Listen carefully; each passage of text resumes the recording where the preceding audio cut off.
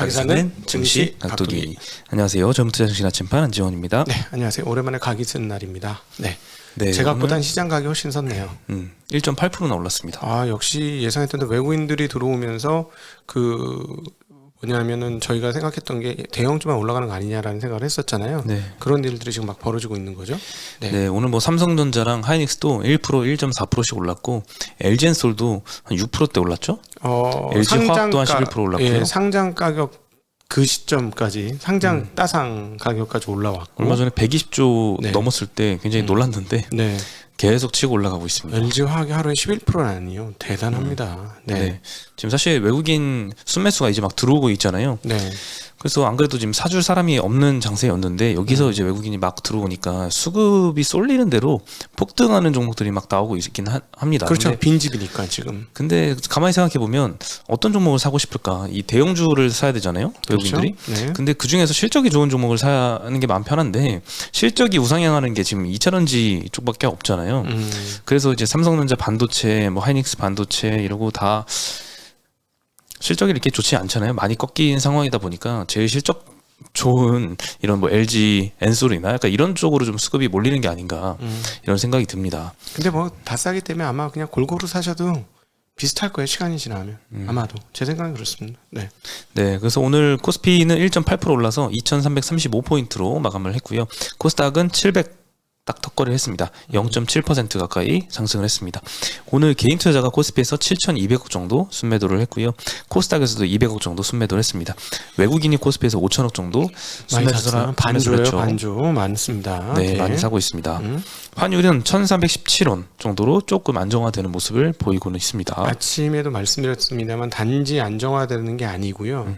이게 왜 중요한 포인트가 되냐면 엔화와 위안화 대비 강세예요.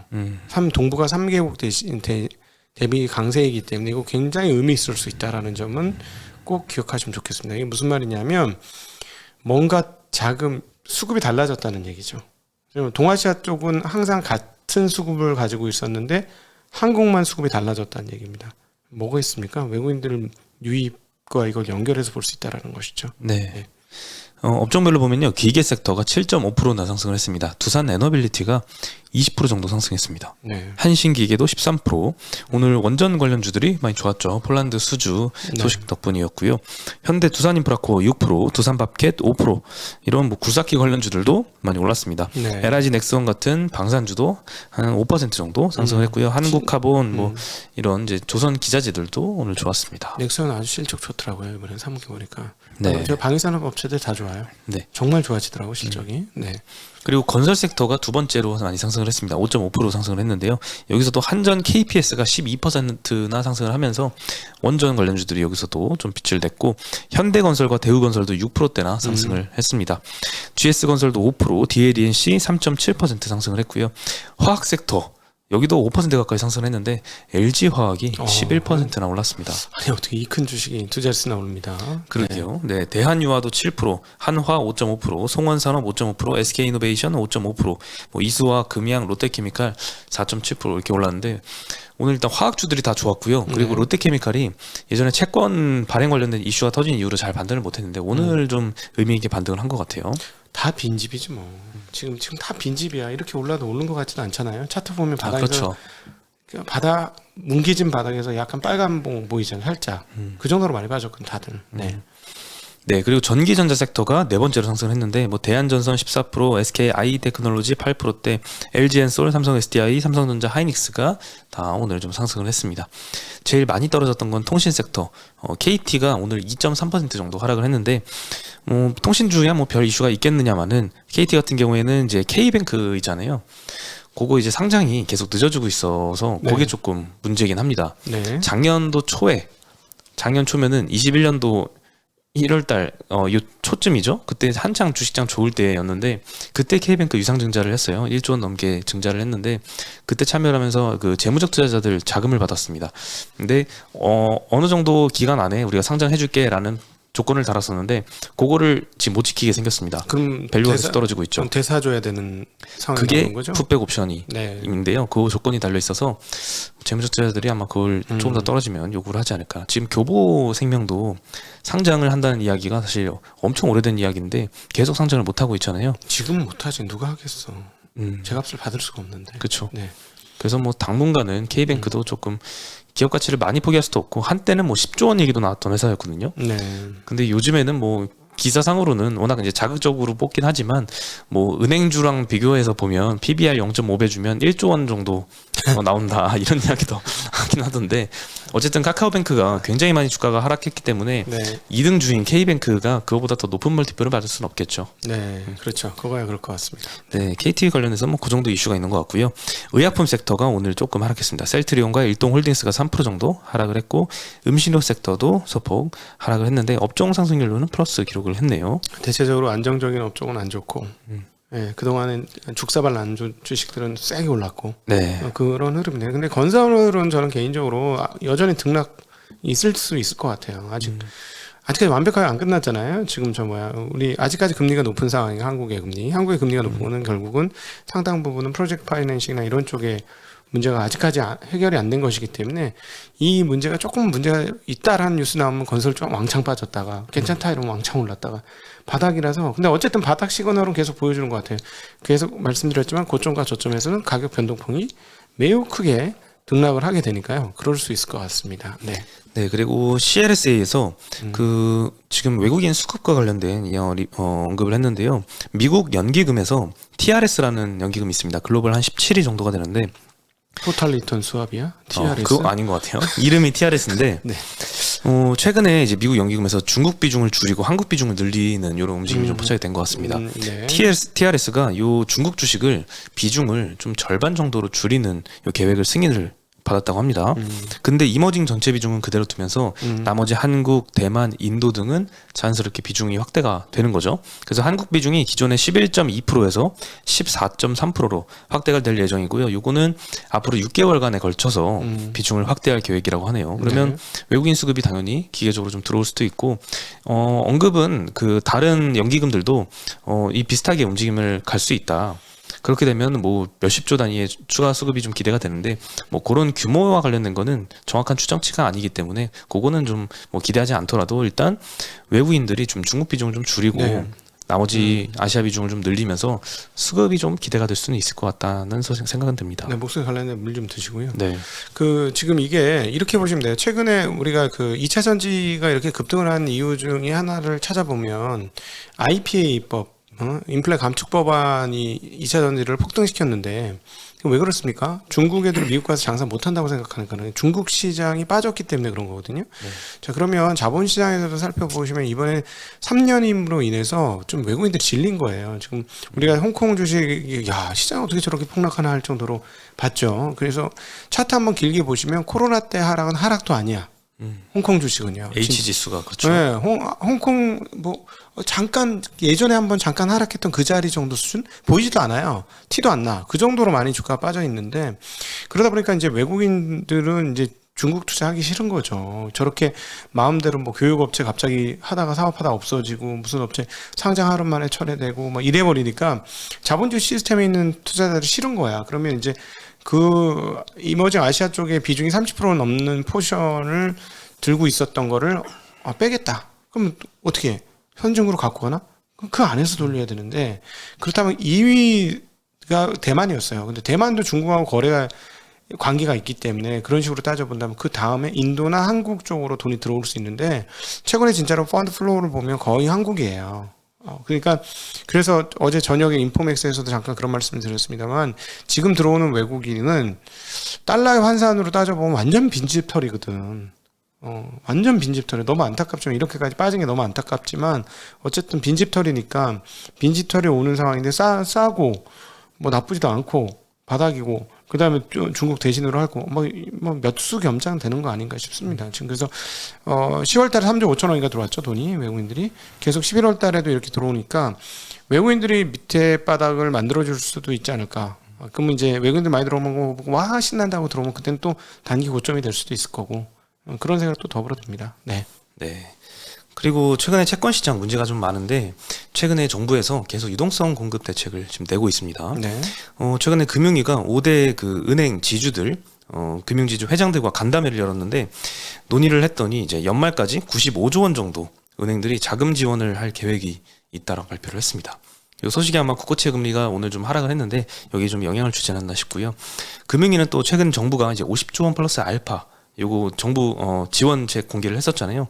그 이후에 결과를 평가를 하는 거에 대해서 그 조치를 했더니 그 이후에는 더 이상 시장이 악화되고 있지는 않다라고 평가를 했습니다. 네. 거기다가 이제 금융지주에 뭐 95조 원 이런 거 계속 나오니까 이제 시장은 조금 안정화되지 않을까 이런 생각을 좀 들게 만드네요. 금융지주는 이제 은행채 발행을 좀 자제하겠다라고 하고요. 중소기업 자금 공급 그리고 회사채 뭐 ABCP, RP 등 매입하겠다. 채권, 증안펀드 참여하겠다. 그리고 계열사 자금 공급 이런 걸 합해서 총 95조 원 정도 지원책을 지금 마련을 한 것 같습니다. 네. 그리고 또 시장이 안정될 때까지 5대 지주 회장들과 금융위원장이 격주로 회의를 진행을 한다고 하네요. 네, 그러면 안 할 수가 없겠네요. 네. 그렇지. 뭐 무슨 문제가 있으시는 것 같은데요? 한마디 이렇게 하면 어떻게 될까? 그렇죠.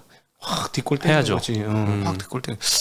아직도 이런 관치적인 흐름들이 있다는 게 좀 안타깝긴 하네요. 네, 그래서 금리가 지금 고점보다는 조금 떨어지고는 있는데 아직 우리 체감은 굉장히 높은 것 같고 저도 최근에 신용 그 마이너스 통장 금리가 있잖아요. 네. 7%가 지금 넘었습니다. 네. 저 덕분에 빚 좀 갚았어요. 투자해야 되는데 빚을 갚았어. 이거 완전 줍줍해야 되는데 네. 조금 빚 좀 갚았습니다. 네. 너무 짜증 나가지고 내가 왜 이 금리를 줘야 돼? 아직 적응이 안 된 것 같아. 이 높은 금리가 5%대 이상의 금리가 적응이 안 되네. 네. 9월 달 정도만 해도 그 평균 대출 금리가 5.3에서 6.2였습니다. 네. 이게 10월 들어서 계속 올라가고 있는데 그 뭐 증권사 MMW, CMA MMW 금리도 뭐 신한은 내일부터 3.6으로 상향을 한다고 하네요. 깜짝 놀랐어요. 네, 수시 입출금입니다. 네, 수시 입출금이. 네, 깜짝 놀랐어요. 3.6% 주면은 기존에 3이었거든요. 근데 현금 마련해놔야 되겠어. 이거 받아. 네.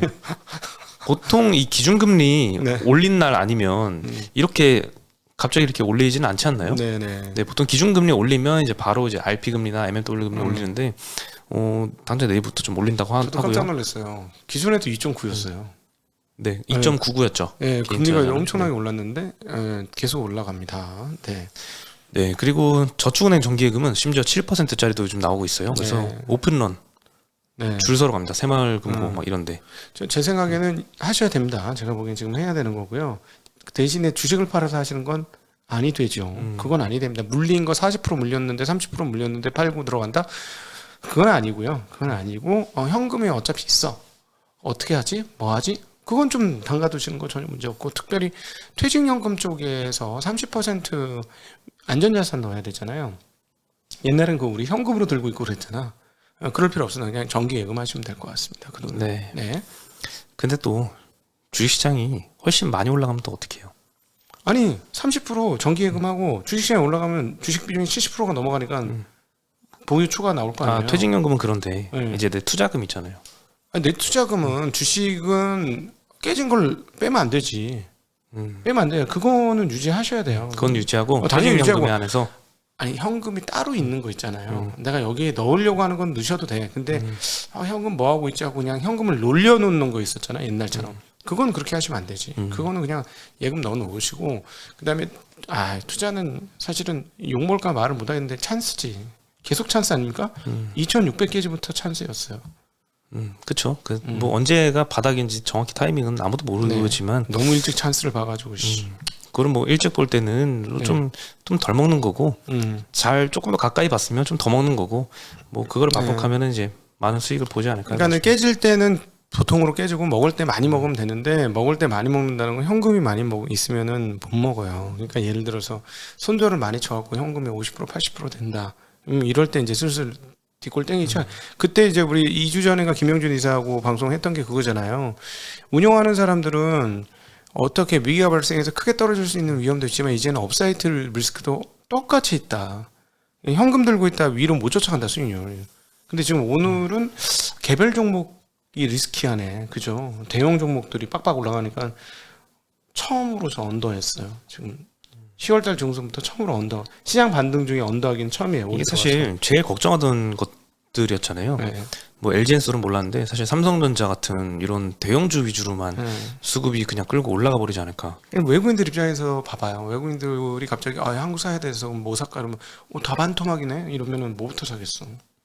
삼성전자 하이닉스부터 먼저 담겠지 그냥. 저 시총 큰 거부터 담죠. 네, 일단 담죠. 이거 너무 싸잖아. 이거 심한데 뭐 이러면서 야, 이 현금이 150조인데 야 시총이 300조냐? 이거 사야지 뭐 되는 거지. 그림 나오는 거지 뭐 그거는. 뭐 내용 볼 것도 없잖아. 사실은 다 알고 있는 건데. 예. 네, 그리고 LG화학 11%나 상승을 했는데 3분기 실적이 생각보다 좀 잘 나왔습니다. 매출액은 그냥 컨센서스 정도 했는데 일단 30%, 34% 정도나 전년 대비 좀 상승했다는 것도 놀라웠고요. 영업이익 같은 경우에는 9천억이 넘었습니다. 컨센이 8,500억인데 이거보다 좀 잘 나왔고요. 전년 대비해선 24% 정도 올랐습니다. 아무래도 석유화학 부분은 좀 마진이 떨어졌는데 LG엔솔이 끌어준 게 좀 영향이 컸던 것 같습니다. 아무래도 좀 2차전지 섹터는 계속 P와 Q와 이 환율 효과까지 다 같이 네. 먹고 있기 때문에 미국 큰 실적이 잘 시장이 나오고 있죠. 우리한테 열린 거는 확실하죠. 중국을 저렇게 막아놨으니까. 근데 미국 입장에서 어쩔 수 없죠. 에너지원인데 일종의 에너지가 바뀌는 과정인데 에너지원을 적국이라고 생각하는 나라에 뭐 어떻게 맡길 수가 있어. 네, 그리고 폴란드 원전 수주 관련된 이야기인데요. 2009년 아랍에미리트에 수주한 이후로 처음으로 이제 유럽향 원전 수출 가능성이 좀 열린 것 같습니다. 전일 산업부, 폴란드 정부, 폴란드의 제팍이라는 업체와 폴란드 퐁트누프 지역 이쪽에 이제 원전 개발 계획 수립에 관한 MOU를 체결했습니다. 아직 본 계획은 아니지만 MOU 체결을 했고요. 내년도에 폐쇄하는 석탄 발전소 부지에 1.4기가와트 급의 원전 2기에서 4기 건설 프로젝트로 2026년 착공할 계획입니다. 근데 수주액이 최소 10조에서 40조 원. 아직 좀 범위가 좀 넓긴 합니다. 그러네요. 이렇게 좀 거론이 되고 있는데 10조에 40조면 한 기에서 4기 아니겠어? 한 조당 10조 원. 뭐 이게 맞는 것 같은데. 네. 근데 뭐 좀 잘 했으면 좋겠는데 네. 네, 또 갑작스러운 또 이벤트가 최근에 한번 있었잖아요. 그런 게 좀 없었으면 좋겠습니다. 그리고 본계약 체결 가능성 과연 있냐 이렇게 언론에서 질문을 했는데 요 폴란드 같이 이제 MOU 체결했던 국유재산부 장관이 100%다라고 이야기를 하면서 좀 기대감이 좀 큰 폭으로 커진 것 같습니다. 네, 그리고 이제 시공사는 아직 미정인데요. 대우건설 같은 경우에는 1단계 프로젝트 추진 때 컨소시엄으로 참여를 했었기 때문에 뭐 기대감이 좀 존재하고 이런 몇몇 업체들이 좀 많이 올랐습니다. 한정기술은 오늘 상한가까지 갔고요. 그리고 두산에너빌리티도 큰 종목이 20%나 상승을 했습니다. 네. 잘 풀렸으면 좋겠네요. 그리고 건설주들도 완전 빈집이거든 지금. 너무 싸잖아. 그렇죠. 어떻게 이런 좀 이해가 안 되는 가격이에요. 네. 저도 사실 알아봤는데 어떤 업체 조그만 업체 하나 알아봤는데 PF 하나도 없대. PF 하나도 없고 우리는 수주 잔고가 꽤 많고 괜찮다고 했는데 올해는 그 원자재 상승 때문에 상황의 실적이 완전히 개박살 났고 이제 슬슬 괜찮아지는 거야. 근데 주가는 최저가야. 52주가 아니고 82주 저가 같은데요. 코로나 이후로 최저가던데. 네, 그렇습니다. 네. 네. 그리고 10월달 수출 증가율 데이터가 나왔는데 마이너스 5.7%가 나왔습니다. 524.8억 달러 수출이 진행이 됐고요. 2년 만에 마이너스 전환이 됐습니다. 네, 수출 증가율은 사실 계속 떨어져 왔긴 합니다. 5월달에 21%, 마지막으로 두 자릿수가 나왔고요. 6월부터 5%대, 7월에 다시 9%대로 조금 올랐다가 8월에 6%대, 9월에는 2.8% 나왔습니다. 그리고 10월달에 마이너스 5.7%로 마이너스로 전환을 한 거죠. 네, 작년에 수출이 굉장히 잘 됐기 때문에 이 기저효과도 존재는 하지만 반도체가 수출이 좀 굉장히 크잖아요. 규모가 17.4% 정도 전년 대비 좀 수출이 감소를 했습니다. 이런 주력 품목이 좀 수출이 부진했던 게 좀 큰 영향을 끼쳤고요. 최대 교역국이 중국이잖아요. 중국 경기가 좀 최근에 부진한 것도 영향을 많이 준 것 같습니다. 네, 그렇죠. 어제 그 이종우 센터장님하고 저녁에 대담을 했어요. 근데 아주 재미난 얘기를 하시더라고요. 1990년대에 막 엄청난 호황이 나면서 난리가 났는데 삼성전자의 반도체가 개당 48달러에 팔려가지고 막 너무너무 좋았다는 거야. 지수가 수직으로 오르고 난리가 났을 때. 근데 그 다음에 반도체 가격이 1달러에 팔렸대요. 와, 무섭네요.